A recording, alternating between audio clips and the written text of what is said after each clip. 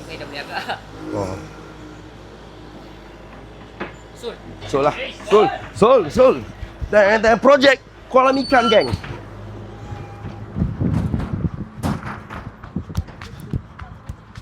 Aha, tak sempat projek.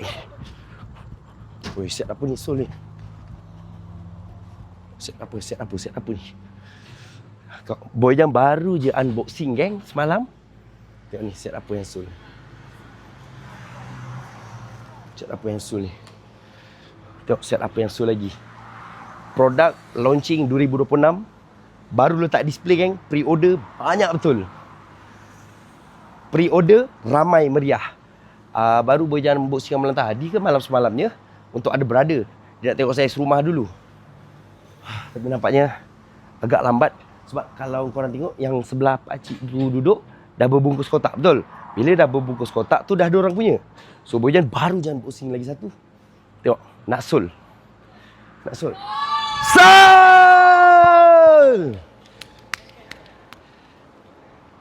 Tengok, Boy Jam dah bagi tahu kan. Yang itu dah Sol sebelah. Cik Sol. Tu dah Sol. Itu orang Muar. Cik ni dari Johor Bahru. Sol. Teka berapa, geng, set ni? Teka berapa harga dia?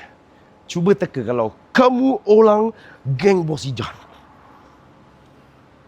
Ya, cik tengah tulis-tulis tu. Berapa? Hah? 7K? 20K? 22K? Hindia International Spec. Hindia. 50K? Oh, tak sampai. Bawah lagi sikit. Oh, tak sikit. Lebih sikit. 9K? 3K? 35K? Lagi sikit je. 3K? Lagi sikit je. 34? Sol! Tahniahkan dulu lah, cik. Nantilah. Okey, Boy Jam tengok. Boy Jam baru unboxing. Sebab ini untuk 2026, geng. Cuma, biasalah. Untuk model, Boy Jam akan letakkan contoh dan buka pre-order untuk customer sebenarnya. Contoh ni, Boy Jam buka pre-order. Tapi banyak acik-acik ni, acik dah duduk kat depan mata ni. Sebab tu kalau korang perasan, banyak model 2026 yang Boy Jam nak keluarkan.